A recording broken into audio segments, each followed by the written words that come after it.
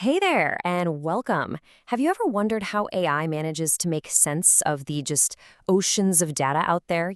Everything from blurry photos to really complex financial data?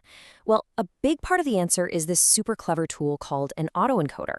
So let's dive right in and figure out how these smart compression machines really work.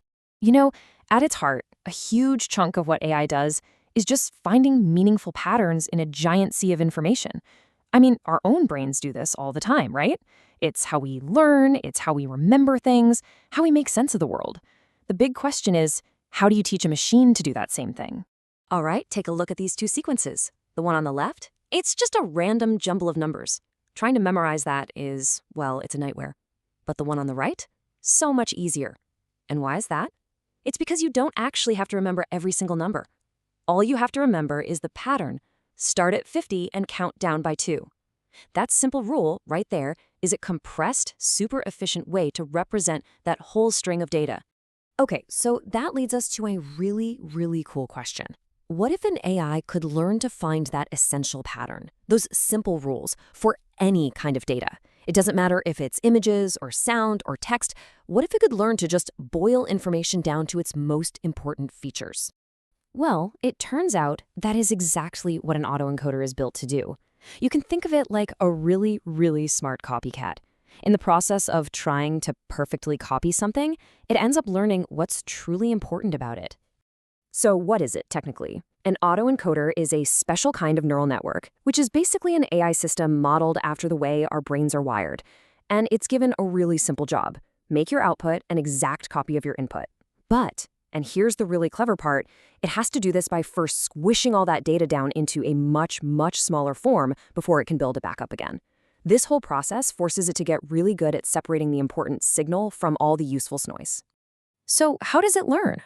Well, think of it like a game. The network gets a score based on how different its copy is from the original thing it was given. That difference is what we call the reconstruction loss. By trying over and over again to get that loss, that difference, as close to zero as possible, the network has no choice but to get better and better at capturing only the most essential information it needs to make a perfect copy. All right, so let's pop the hood and see how this machine actually works. It's probably easiest to think of it as a journey that your data takes, and it goes through 3 really distinct stages. So first up, the data goes into the encoder, and its only job is to compress that input into a smaller, more meaningful summary. Then, that summary gets held in the bottleneck. This is the tightest squeeze point, the most compressed the data will ever be. We also call this the latent space. And finally, the decoder takes that tiny compressed summary and does its absolute best to reconstruct the original data from just that little bit of information. So yeah, that bottleneck, that is the entire key to this whole thing. It's the whole reason it works. See, the network can't just be lazy and memorize the input and spit it back out. That information bottleneck forces it to make tough choices. It has to learn a really efficient summary of what features are absolutely essential to rebuild the original. And this, right here, is where the real magic happens. Because while making a perfect copy is the goal we give the network for training, the most valuable thing the autoencoder actually produces is that compressed summary it creates in the bottleneck. That's what we call the latent space. Here's a great way to think about what's going on. Imagine you have to describe a person. You could list dozens of different features, right? Their hairstyle, height, age, eye color, all of it. We'd call that high-dimensional data. Or you could just capture their essence with maybe 2 key features, like their age and their height. That's a low-dimensional representation. This process of finding the most important features is called dimensionality reduction, and it's exactly what the autoencoder learns how to do. As the autoencoder trains, something really amazing starts to happen. It begins to organize this latent space almost like a map. It's like it's creating a super organized library for your data. It learns to put similar things close to each other.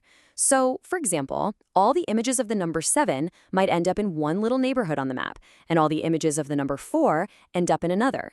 This makes the data so much more organized and useful.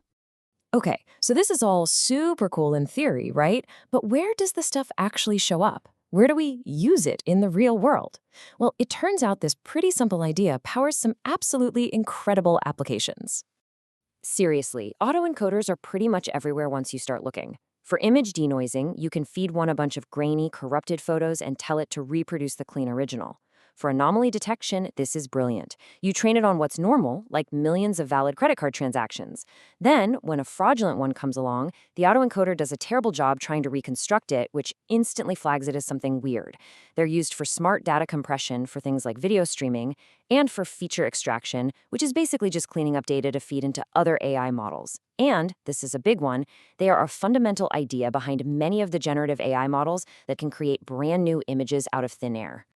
So, what's the big takeaway here? Autoencoders might seem kind of simple on the surface, they're just a smart copycat, but by forcing data through that bottleneck, they learn the deep structure of the data itself. They are an incredibly powerful, versatile, and just fundamental building block of the modern AI world. It just goes to show you that sometimes the best way to truly understand something is to first learn how to copy it.